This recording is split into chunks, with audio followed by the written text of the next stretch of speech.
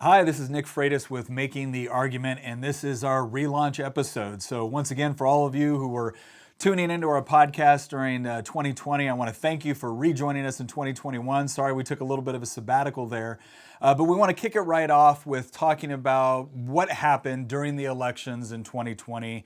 The storming of the Capitol on January 6th, the inauguration. We want to kind of hammer out all of these different things and talk about, what happened, why it happened, and what is a conservative response to a lot of this. And one of the things that's really important to me here is, and this has been since the beginning of Making the Argument, it's not just about presenting, my viewpoint of something. It's about actually going through and using the laws of logic, using history to make a rational argument, to come to a logical conclusion about events as they took place, and to, again, provide some clarity, but also to provide that overall argument for what did we see. Because ultimately, the job of making the argument is not to tell anybody just what they want to hear.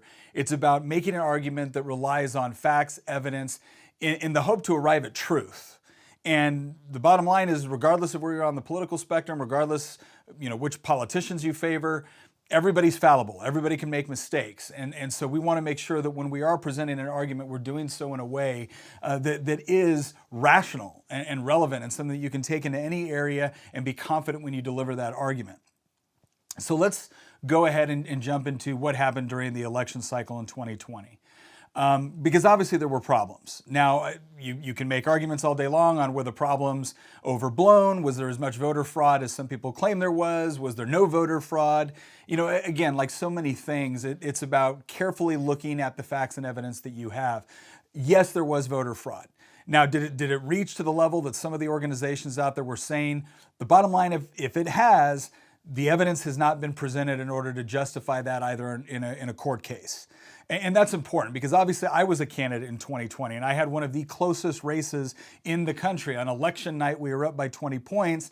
Next thing you know, by the next morning, we're down and then we eventually ended up losing the race. And you have a lot of people asking, how could that possibly happen? How could you be up by 20 points on election night? All of a sudden, a thumb drive is found and 15,000 additional votes here and naked ballots counted over here. And now all of a sudden you've lost by less than 2 points, 8,000 votes out of 450,000 cast. And there's a reason why we did not concede right after the election. There's a reason why we went through a whole process of trying to look at the data, look at the information that was made available to us, talking with lawyers in order to determine what potential lawsuits might be necessary. There's a reason why we went through all of that. Now, I'm going to be honest with you. I had a lot of people saying, you need to demand a recount. Let me just, first of all, when it comes to demands, because we just saw Alexandria Ocasio-Cortez come out and demand that Ted Cruz resign and demand that Kevin McCarthy resign. Demanding things is cute. That's adorable. The question is whether or not you can actually make good on it. And so it's really easy to sit there and demand a recount. But the bottom line is there's actually laws on the books in Virginia, as there are in most states and across the country, on when you can actually require a recount. So in Virginia, you have to be within 1%. If you're within 1%, you can pay to have a recount conducted. If you're in less than half of 1%, the state will actually pay for a recount to be conducted. Again, we were just over that threshold. I think the final tally was like 1.8% is what we lost the race by. Now, we started to look at what are some of the evidence that we can gather? What are some of the sworn affidavits people would be willing to sign? We had a lot of issues where people would show up to the polls and vote or try to vote, and they'd be told by the local registrar that they had already voted by absentee. Well, this confused them because for a lot of these people, they hadn't voted by absentee, they hadn't requested an absentee, and so they were allowed to fill out a provisional ballot. And what a provisional ballot is that you show up, you fill out the ballot, but instead of it getting counted, it gets put in a separate envelope, and then that vote is only counted after there's a review process. Well, because the law wasn't exactly clear on what electoral boards had to do or didn't have to do, in some cases, the electoral board chose to go with the absentee that was already cast instead of the provisional. Well, obviously, this creates problems because for the provisional ballot, someone actually showed up in person. Why would you throw out the provisional ballot and keep the absentee, especially if that person is claiming that they never requested or turned in an absentee ballot? So that was problematic. And we did have many cases of that taking place. And so that's something that we should be adjusting within Virginia law, which is to say that if someone claims that an absentee was cast and they didn't cast it, well, then you should go with the provisional, not the absentee. Another thing that was a problem was counting naked ballots. So we had a couple of people working at the polls that came forward and said that electoral boards were counting what they call naked ballots. That's when somebody fills out an absentee ballot and they return it, but they don't use the proper procedures for returning it. They don't use the proper envelope that they're supposed to, et cetera. And the reason why there's a process for returning it is, again, to try to prevent against voter fraud. So we had instances of electoral boards potentially counting naked ballots, which again could theoretically be in violation of election law. So that was a problem that we were looking at. But again, it didn't show like an overwhelming number of naked ballots that were counted, or at least the degree to where it would have changed the overall outcome of the elections. But again, it's still a problem. That's still something that should be addressed within state election law. Now, on a larger level, let me cover one more thing. There was the Dominion voting machines. So there was some perceived problems with Dominion voting machines all over the country. I think there was 29 jurisdictions within Virginia that used it. There was 2 within my county. Again, from what we could ascertain at this point, we couldn't see problems with the way that the machines actually counted them within the district. And the reason why I say all this is because, again, what's important to me is who won or lost the election, not in the 7th district, but across the country. That's important. But what's most important to me is the truth. And the reason why I'm just being very blunt about what we uncovered as we looked at this was because at the end of the day, if Abigail Spanberger won, and from what we've seen right now, it appears that she did, then she's the Congresswoman. And that's who should represent the people of the 7th district. Even if we disagree on values, the whole process of going through an open and transparent election is so that the people can decide. And that's the conclusion that we've come to at this point, is that she did win that election. Again, I think it was probably a little bit narrower victory than was reflected in the official numbers, because we did have problems with some of the absentee returns, with some of the ways ballots were counted. And that's stuff that should be fixed through state election law, but it doesn't necessarily change the outcome of what happened. So again, as we look at information, as new evidence comes forward, we'll certainly review that. But I'm someone that believes in peaceful transitions of power, and I'm someone that believes that truth is supposed to, win at the end of the day. And if we lost, we lost. All right. But that brings me to my next point, because obviously we had some close numbers in places like Nevada, Arizona, Georgia, Wisconsin, Pennsylvania. And there's been a lot of discussion, especially among certain groups, and some groups that, I think do fairly good analysis, other groups that I think are overly hyperbolic about everything. And that's this idea that, the elections were all stolen. I have not seen evidence to support that. I have definitely seen evidence of election fraud. I've definitely seen evidence of why we need to tighten up and ensure the integrity of our elections, because if people don't have faith in the way that the elections are being conducted, that's actually another form of voter suppression. If you're creating a voting environment where it is so easy to commit voter fraud, or it's so easy to be able to cast illegal ballots, then you drive down people's confidence in the overall electoral process. And that's something that we should be concerned about. But the thing I'd like to put out there to everybody, especially on the conservative side, there's 2 ways to look at this. You can look at this election cycle as the elections were all stolen. Again, I think there's certain races where you might be able to make that argument. But I think overall, we're facing a much bigger problem. And the much bigger problem is the fact that regardless of how you feel about the way the elections were conducted, we have a significant portion of the population, apparently a voting majority, that has chosen central planning over free markets. They've chosen, redistributive policy over property rights. They've chosen, more government interference into our lives as opposed to individual liberty. And as frustrated as we may be with that decision, and as tempting as it might be to suggest that we can explain that all away purely through what happened with election fraud or irregularities, I think we're letting ourselves off easy if we get away with that. I think there's a far stronger case to be made that over decades of the left pushing their particular narrative and their particular agenda, whether it's through the education system, through higher education, through the media, through arts and entertainment. Is it really that difficult to believe that so many people are now adopting or preferring a vision of America that says that we're essentially, predominantly founded on racist ideals, that socialism is a far more equitable way in order to allocate resources? I mean, should we really be surprised that's what a lot of voters, the conclusion that a lot of voters are coming to when they're inundated with that from the time they enter kindergarten, right? Either subtly or overtly, from the time they enter kindergarten all the way to when they graduate college. It's not just the textbooks they're reading. It's not just the version of history that they're being fed. It's the movies that they're watching, the TV series they're watching, the music that they're listening to. In the meantime, you've got a lot of conservative parents where, I get it. We're all busy. We're trying to work. We're trying to provide for our families. We're trying to provide for our kids. We're trying to do all those things that, give life meaning and purpose. But are we still spending an adequate enough time sitting down and talking with our kids and explaining why we believe what we believe? I mean, is it assuming that there's always going to be some element of election fraud, right? I mean, some element of it, right? There's always going to be somebody doing something wrong. The question is, how pervasive is it? And again, I completely concede that we've got to do better work at the state level. I don't want to see the federal government take over election law, which means that we are going to have to pressure our state legislators to write election law in a way that allows for everybody who's legally allowed to vote to be able to do so, and to be able to do so relatively easily, but to also protect the integrity. I get that, and we're actually going to discuss a little bit later in the show on how you can actively engage in that process, not only to lobby your state representatives, but also to be a poll watcher, to be a part of that process to ensure greater integrity. But again, going back to this idea, let's say voter fraud was significant. It probably wasn't more significant than a few percentage points. And yes, that could have made the difference in certain races.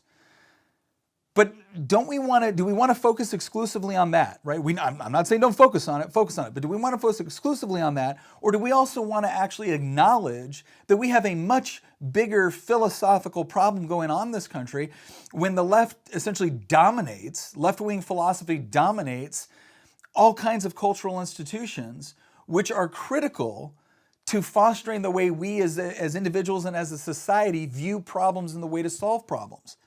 If we're not willing to acknowledge that we have issues there that we're going to have to deal with, and that, by the way, the solution for those issues is not simply electing the right people, right? This is not just about electing a better president or electing a better congressman or a senator or a governor. It's not just about that. That's a component of the overall effort. But if you are exclusively waiting around, if you are a conservative and you are exclusively waiting around for the right politicians to solve this, I am telling you, we've already lost. If that's become our philosophy, that the right people in office will solve all this, we have already lost. And I would argue that what it really is it's giving into the narrative. It's giving into actually a left-wing view of philosophy, because predominantly on the left, they do see government as the primary way to solve problems. They do see government as the primary way to fix issues within the marketplace or within education or within society in general, or with how individuals behave. Right? But as conservatives, we've kind of rejected that narrative. Philosophically, the foundation of our philosophy is based on the idea that no, government has a certain role to play, and that role is primarily to protect your God-given rights, to protect your property rights, to allow you to live in relative safety so that you can engage in exchange and that you can be the author of your own story. You can decide what your life's going to look like. But it's not there to pick winners and losers. It's not there so that every time you fail, the government rushes in and props you back up at the expense of somebody else. It's not there to control how your children think or what your health care looks like. That's not its role. But if we've essentially said now that, well, anytime we see a problem or anytime we see a challenge in society, then it's not a question of whether or not the government will be involved. It's a question of who controls the government apparatus. I'm going to be honest with you, that's not a conservative philosophy I support or have ever supported.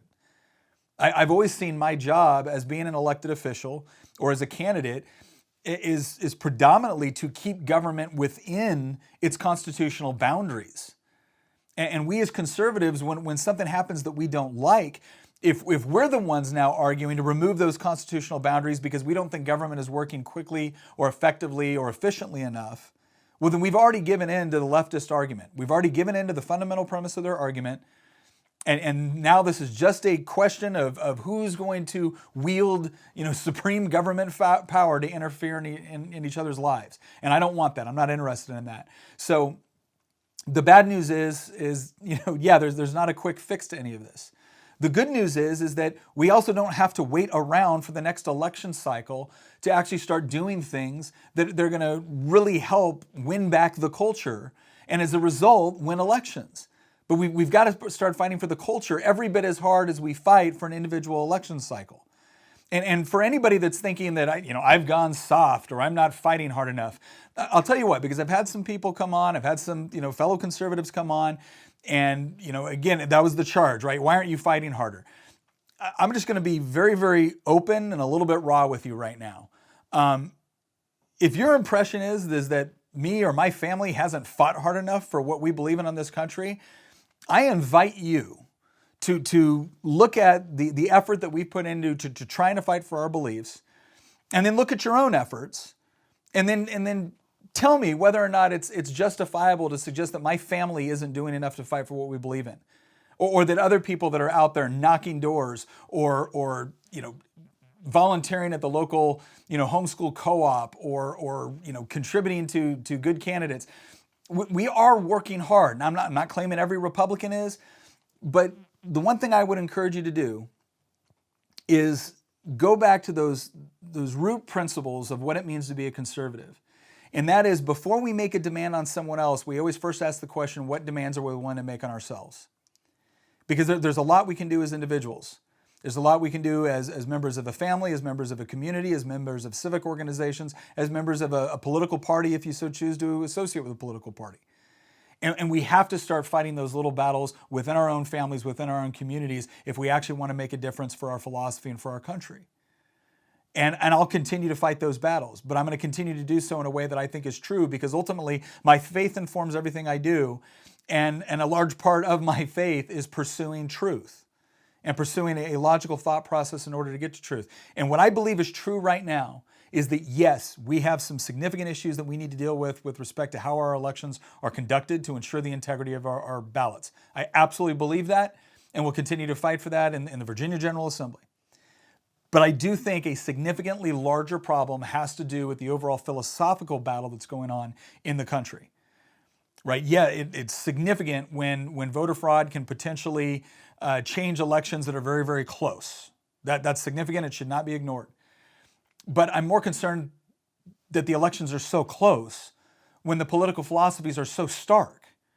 On one political philosophy, if it is still fundamentally rooted, the way I believe, in the idea of individual liberty, of free markets, of private property rights, of the freedom to pursue happiness in accordance with your definition of it, not some politicians, not some government, not some college professor, not some news anchor, your definition of it. You have a right to live the way you want, provided you don't infringe on the rights of somebody else. That, I feel, has always been the predominant political philosophy within the United States, and that's what I'm fighting for. But we're starting to see an ever-increasing number of voters that are abandoning that philosophy. Some of them very cognizantly, some of them doing it mainly based off of maybe just what they see on the nightly news, or not liking the personality of a particular representative. Whatever it is, it doesn't matter. The bottom line is that the popular culture is fighting for a version of America that doesn't believe that our primary goal should be to protect individual liberty and property rights and free markets. It believes in this idea of the government taking on this ever larger role and interfering in almost every single aspect of your life. And that's what we need to spend a significant amount of time combating. And again, it's not just about electing the right people. It's about being involved in our families and our communities in a way that is relevant to make the argument for what it is that we believe. Because I guarantee you, there's a lot of conservatives out there that raise their kids to, hey, in polite society, we don't talk about religion or politics. Well, guess what? The other side is not playing by those rules. And it's not good enough for us just to prescribe to our kids, well, this is what we believe, or this is what we taught you. We need to do more work on explaining it. And there's great resources out there. And again, we're going to talk about that some more. But I just wanted to go over a little bit on what I've seen on the elections, what we've seen through digging through data, through talking to lawyers, through looking at voter rolls, through looking at what happened with Dominion voting machines. And again, the overall conclusion, to kind of end this segment is, yes, we have to do a better job within our state legislatures and our voting rights to, again, ensure access for everyone that is legally qualified to vote, but also to ensure the integrity of our elections. Things like photo ID laws, or again, the Democrats call that voter suppression. I think that's absurd. I think it's easy to get a photo ID. In Virginia, we made it, free. We gave you a photo ID, but it was just about making sure that, one person cast one vote, because every time someone casts an additional vote or someone casts an illegal vote, you're suppressing a legal voter's vote. And that's wrong. We should all be able to stand up against that. But then the other larger part that we need to really get on board with is this idea of fighting back for the culture and making those arguments in a way that's relevant to a broad audience, so that we're not just sitting in echo chambers. And that's part of what this podcast is about, right? This is not just me, I'm critiquing myself. It's about what can we do more of in order to be effective within the culture, not just within the political dynamic, but within media, within academia, within arts and entertainment. All of that's important. And that's what we'll continue to focus on. All right, next segment, January 6th and the storming of the Capitol. This was, I never thought I would see something like this. And then a lot of the responses are kind of typical what you would expect from elected officials, from celebrities, from the media, et cetera. And I remember I thought about this for a day, because I didn't want to just jump on the bandwagon after the Capitol was stormed and the pictures started coming back and we were starting to get a clearer picture of what happened, who was involved, et cetera, who was, potentially responsible.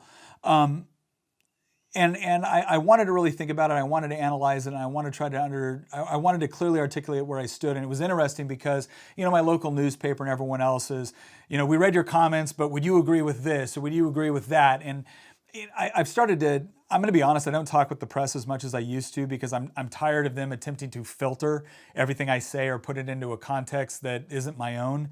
And I feel like with things like the podcast, with things like social media, with other venues, it's easier for you to just go and see what I think and why I think it. And there was a couple things I laid out in the overall analysis of what happened on January 6th. First of all, I believe that if you're using violence or destruction to achieve a political objective, that is, always wrong, except in the most extreme of circumstances. So obviously, when the Boston Tea Party or the fighting the Revolutionary War, clearly there was a point where war became inevitable because the colonies wanted to break away and become their own country. England wasn't about to allow that to happen. They deployed armies. We had to fight, etc. So I get it. There are times where you're going to have to fight for what you believe.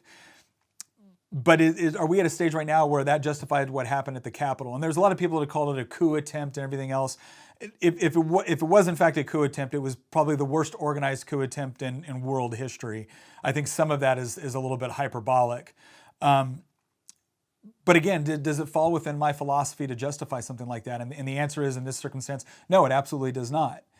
By the same token, one of the things I found, I'd say confusing, but honestly, we're all too familiar with it at this point, is the cognitive dissonance that for months riots were breaking out because of an issue that people were passionate about. And what did you see in Detroit, in Minneapolis, in Seattle, in Portland, in Richmond? What did you see? You saw a large group of people that were protesting over something that they cared about.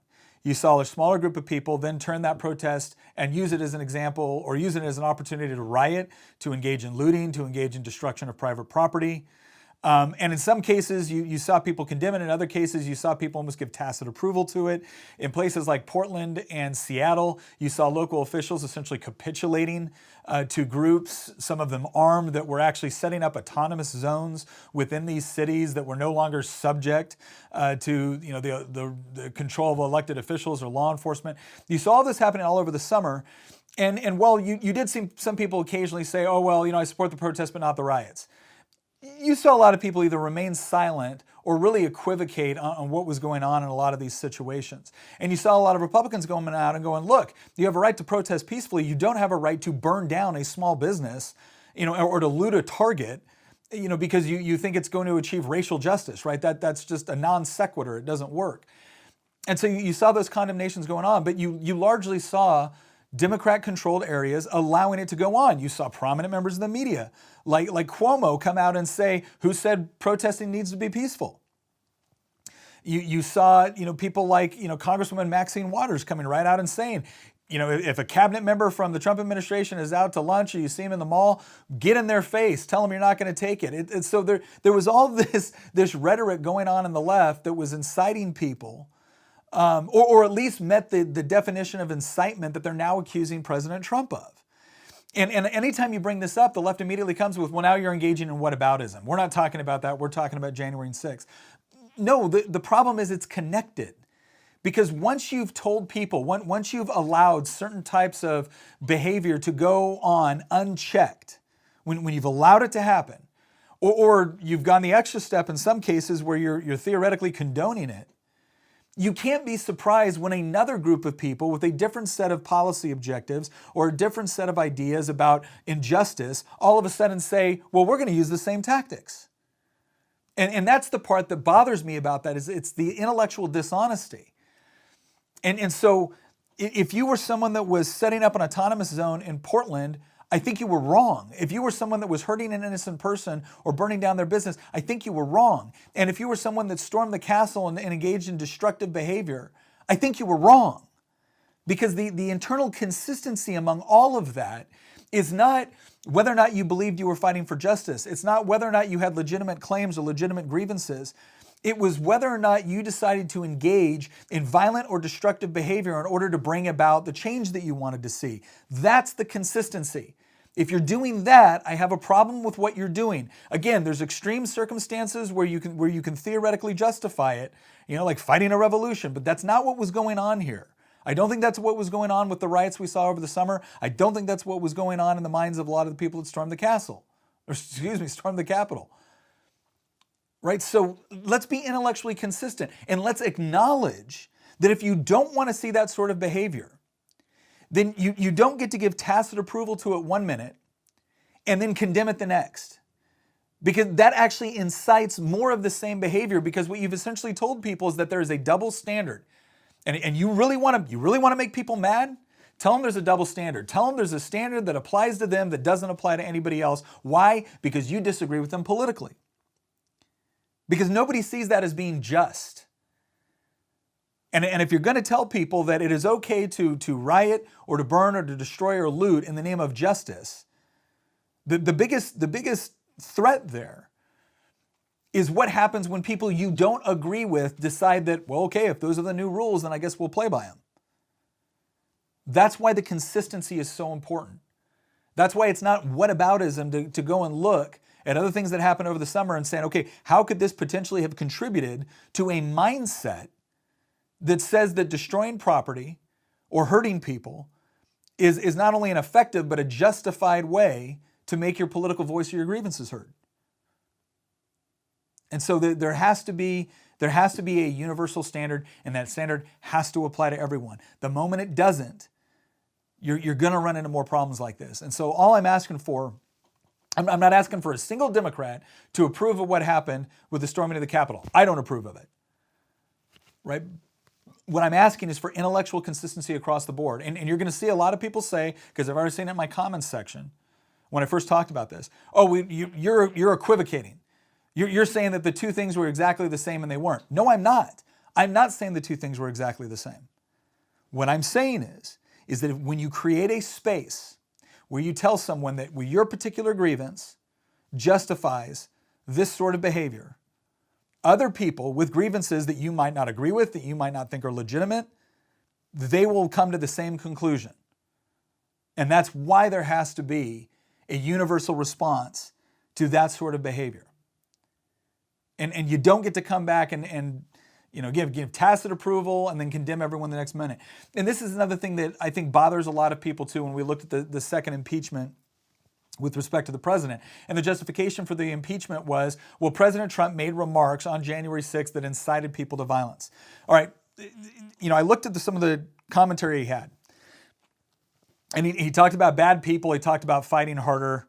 He had gone even after Vice President Pence, who certified the Electoral College vote, which again, he was constitutionally obligated to do. I don't think the vice president did anything wrong there. I think he was following the Constitution. The vice president does not have unilateral authority to just negate what's going on with the Electoral College. They don't, and as a conservative, you wouldn't want them to. So let's be very clear about that. So can you say that at that point that the president incited people to violence? I think that's a stretch. I mean, you could say that his language was hyperbolic. Okay, fine. I'll accept that. And we should avoid hyperbolic language. Great. I will accept that. But if what he said on January 6th, or the things he said leading up to the election, if what he said was inciting violence, then please explain to me how it is that we're not kicking several Democratic members out of the House of Representatives, out of the Senate, out of Joe Biden, based off of the things that they've said. Because if that language rises to the level of inciting violence, then I've got a whole list of quotes for you from Democratic members of Congress, Democratic presidential candidates, that at least rise to the same level if they don't surpass it. And again, this goes back to the fundamental problem. When you've told somebody that, well, when Trump does it, it's different, or when that party does it, it's different, but when our party does it, it's only because we're passionate about the issue. What you've told people is the standards don't apply. And if the standards don't apply, then they're not going to play by those rules. People get tired of that. And I'll give you an example of this. You know, I gave a speech once on the Second Amendment. A lot of people on the left got very upset with it. And one of the things I mentioned in the speech was that a different Democrat colleague, she had mentioned a young woman that had gotten, wanted us to pass greater gun control. And she said that, well, this whole debate is between the Second Amendment or my life. And I pointed out that's a false dichotomy. That's a logical fallacy. It's not a fair comparison, right? It's hyperbolic, and it doesn't actually address the real issue. And that delegate came over and was very frustrated with me. And she said, I can't believe you brought that up. That person was just sharing their deeply held views, their passionate views. And I said, okay, but I think it was wrong. And she kept saying, but you don't understand. She really feels this way. And I finally looked back and I said, okay, well, if that's the standard by which we determine whether or not a comment is justified, then I'm very passionate about what I just said and you don't get to provide any critique. Is that fair? And this delegate, to her credit, said, you know what, I see your point, and no, it isn't. It's not fair. And that's one of the biggest things that we're running into right now. And I see this all the time, where I'll even hear someone say, Nick, I'm not saying that their anger is necessarily justified, but it's genuine. Oh, okay, I understand it's genuine. I understand it's authentic. All right, the little child in the cereal aisle screaming at their mother because they won't buy them, the sugary cereal they want. That child's anger is also authentic. It doesn't mean it's justified. And it doesn't mean that their behavior in that moment is justified simply because they're authentically angry. But that standard has to apply across the board. If we're actually going to achieve some level of civility in society when we talk about controversial issues, the standards of conduct have to apply across the board. If they don't, then there is no standard. And don't be surprised when more and more people, once they feel like there's no peaceful or logical or reasonable way that they can adjudicate differences or grievances, or they can't feel like their opinion is heard, because the moment they give their opinion, they're told, well, they're a mean, evil, bad person because they're only supposed to think this way. Or you're not supposed to say that because I find it offensive. The moment you do that, don't be surprised when you have more people engaging in violence or rioting or destructive behavior, because we've taken the peaceful ways to adjudicate these grievances off the table. And that's one of the things that I'm really concerned about. And I think, I had a group full of civic students once ask me, how can we actually have civility in political discourse? How can we have civility in political discussion? And I laid out 3 things for them that I think is really important. And let me just say right now, this is a critique of myself, because I don't always abide by these rules, and I should, right? Not just as based off my faith. I should always speak the truth in love, and sometimes it's difficult, and I get that. So this is not me wagging my finger at anybody, but after careful study of this question, how do we get to greater civility in politics? One thing we already just discussed was applying the standards evenly across the board. That's really important. Here's 3 other things that I would say. First of all, is we do need to watch our tone. I have 3 teenagers, right? And tone is very important. If you set the right tone in the conversation, if you keep the tone, respectful, it's a lot easier to have a civil dialogue, right? So tone's important. The second one, Well, the next one, don't assume negative intentions because you have policy disagreements. And this one has become harder and harder to do within the General Assembly. I see this all the time. There's several Democrats. There's 55 Democrats in the House of Delegates. And I know a few that when I go to them or when we have a discussion, they're not assuming the worst about me. And I have a good working relationship with them, not because we agree on everything. In fact, we disagree on almost everything. But I know they're not assuming the worst about me when I come forward with a bill or when I have a question for them or when they have a question for me. I'm not assuming the worst about them. They're not assuming the worst about me. We accept that we have different philosophies and different ways of going about solving problems. But I fully believe that they want the best for their constituents. I want the best for mine.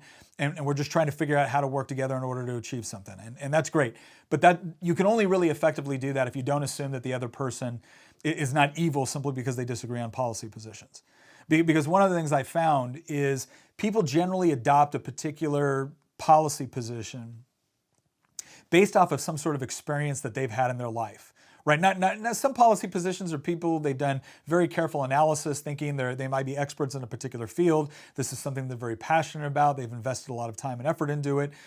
Other policy positions, people kind of have a general feeling about it based off of an experience or based off of an underlying presupposition. And so they adopt that. But you never want to talk about an issue in a way that attempts to invalidate their experience. Right, so acknowledge the experience and acknowledge why they feel the way that they do. You'll get a lot farther in identifying what you really actually want to achieve, right? And instead of just assuming the other person's a bad person. The next thing, and this one is really important, and honestly, I believe this one is critical if we're going to move forward as a country. And it should be obvious, but it's not, and I'll explain why. The last principle is don't use force to get what you want. And I know this sounds obvious, right? Ever since we were little, we were not allowed to go over and hit Billy or hit Sally and take their toy, right? Even if we really wanted it, even if we thought we really needed it, we were not allowed to hit, the other little child and take their toy. In fact, when we were little, we also understood that it wasn't fair for us to all vote to hit them and take their toy. All right, but as adults, we do kind of go through this process now where all of a sudden, a lot of the problems that used to be solved either by people coming together as neighbors or coming together as members of a community and working out some sort of compromise, or just leaving each other alone, agreeing to disagree. We now try to solve all those things through a piece of legislation. We try to solve those things through a law or a regulation or a rule or a fine or a tax or a fee. And that's problematic because ultimately what you're saying is that this is no longer you and I coming together as just two people to discuss a problem and discuss a way to fix it. With the acknowledgement that we might not agree or either side might not get everything they want, and that we might need to leave the conversation in such a way that says, okay, I don't agree with what you're saying, you don't agree with what I'm saying, but I'm going to let you be free to live your life, you're going to be free for me to live my life, and we're not going to interfere with one another. Now that conversation almost always ends with, well, I'm going to go find some politician to force you to do what I want. Well, that significantly raises the stakes for every conversation that we engage in. If it's no longer a general agreement that we have the capacity to fix our problems through voluntary cooperation, not government-sponsored coercion, well, then we shouldn't be surprised when people become very, very passionate about who's controlling the reins of government. Because if that's ultimately going to decide not just whether or not we go to war, if it's ultimately going to decide whether or not your business fails, or it's ultimately going to decide what sort of curriculum your children receive at a school that you are legally obligated to send them to, that's or if it decides whether or not you're going to go to jail because you own a pistol, right? Those are significantly higher stakes, which are going to cause it's going to cause society to fracture because now there's no longer that most important part of coexistence, which is resisting the urge to force somebody else to do what you want them to. And so I would say if we're really serious about greater civility within society, then it's about the standards applying equally to everybody. It's about watching our tone when we talk to people. It's about not assuming the worst in someone because you disagree on policy. And that final point, which I cannot emphasize enough, which I think is so critical, don't use force to get what you want, and don't outsource that force to a politician to do it for you. That doesn't magically make it okay or civil or nice simply because you had a majority vote to do with you what you want. The fundamental component of American philosophy and society is not just majority rules. Yes, majority rules might be a fine way to adjudicate issues when something is a legitimate function of government and we can't come to universal agreement on how to do something. But if all of a sudden the philosophy is, well, government handles everything and now everything is about majority rules, that will trample over individual liberty, that will trample over minority rights, because we've seen what happens in the past when that is the way that we conduct business. So let's get back to a society where we can agree to work together, we can be tolerant of one another and understand that we're not always going to agree, and that we don't automatically resort to finding some politician to write a bill to force everyone to live the way we want them to. I guarantee you that any number of my constituents are making life choices right now that I would not agree with. But if they are not infringing on the rights and liberties of someone else, that is their right to chart out their path for their life. And it is not my business to use the coercive and destructive power of government to compel them to do what I want. And I think if we can take on that component, that characteristic of American philosophy, I think we can actually arrive at a place where we have a great deal more civility in the way that we talk to each other, the way that we work together, and sometimes the way we just leave each other alone. Okay, so let's end on a note of what can we do? We already talked about where we're at and where we should be going. But obviously with what's going on with big tech right now, we see a lot of people being deplatformed. I think a lot of people feel disillusioned with politics. And can I say to some degree, I mean, I understand the danger of being completely disillusioned with our political process. But I'm not terribly upset that a lot of people are starting to recognize that, wow, government's not the best way to solve problems. Yes, concur. So the question is what can we do? Because obviously your presidential election is 4 years away. Right, you got congressional elections in 2 years. Some of you have state legislative races this year. Some will have them next year. But yes, there's a lot of things that we need to do within the political realm. If you're interested in protecting the integrity of our elections, go to your local registrar, your voting registrar at your county, and sign up to be a poll watcher. Sign up to be a poll worker. Right? And you can be a part of that process to ensure integrity. That's something you can do. You don't got to ask permission. You don't got to lobby anybody. You can do that right now you just got to go to your registrar and sign up. Right? If you want to get more involved in making sure that we select good, strong candidates that are going to represent your values, get involved with the local civic organization or committee. Right? There's plenty of groups out there that do that hard work at the grassroots level, knocking doors, making phone calls, setting up fundraisers, setting up events. If you're looking for a way that you can be actively involved, right? And not just posting on social media, not just writing a letter to the editor, right? That's a part of it. It's not the totality of it. But if you want to have a greater impact, sign up with those local organizations. So these are all things you can do on the political side, and that's great, and we should. But I want to talk about something else. What can we do that has nothing to do with politics, but is incredibly impactful on the culture? And this is the part where we as conservatives, as people that believe in individual liberty, maybe you don't even consider yourself a conservative. Maybe you just see yourself as, hey, look, I want to be able to live my life and I want everyone to live their lives and let's just, government leave people alone. That's great. I'm all on board with that. What are the things that we can do within our own families and communities? One of the things I would say within your family is this. Look, we took our kids out of public school. It wasn't because we didn't love our teachers. We did. We loved our kids' teachers. They worked really hard.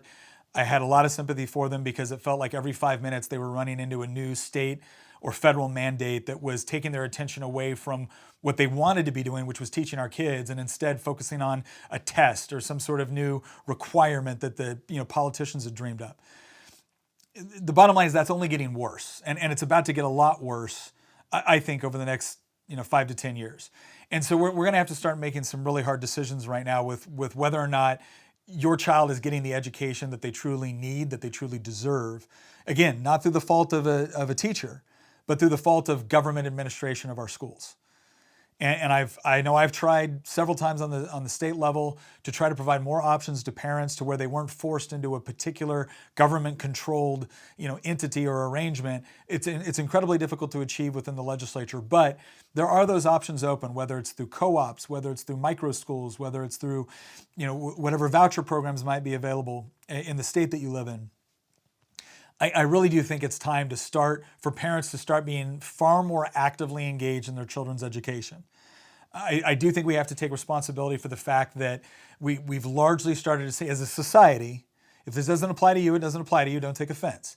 But as a society, we've largely started to see the government is primarily responsible for educating our children. And I can tell you right now, that is not a recipe for maintaining a free society. Now, I'm not saying that the government can't play some role, but if we as parents and families don't see it as us being the primary entity responsible for educating our children, for imparting our values, for explaining our values, not just saying do it because mommy and daddy said so, but as our kids get older, explaining why we believe what we believe and why we think it's important. If we're not doing that, then we shouldn't be surprised when all of a sudden we find ourselves living in a country that we don't even recognize anymore.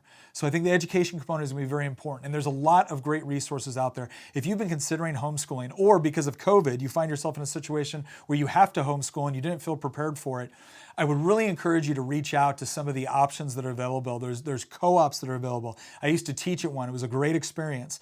There's so many online resources. There's so many more people now that I think are looking for ways to be able to collaborate with other parents, with teachers, to be able to provide their child a tailored education. Not a one-size-fits-all government-imposed one, but an education tailored to what your child wants to do with their life. Right, and that's what this should be about. And so I really think we need to start looking on the education front. Again, we don't need to ask government's permission. This is something we can do. So let's go out there and do it. Another thing is the arts and entertainment. What we watch is important. What we let into our homes is important. And I'm not here to tell you what you shouldn't watch or what you should watch, but I am here to tell you that when you watch something, what you watch, what you listen to, that's a certain level of philosophical indoctrination.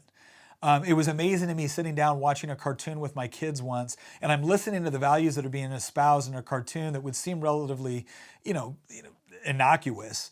And the next thing I know, I'm looking at this going, well, no, they're essentially teaching my kids horrible lessons about things like how wealth is created or how businesses operate.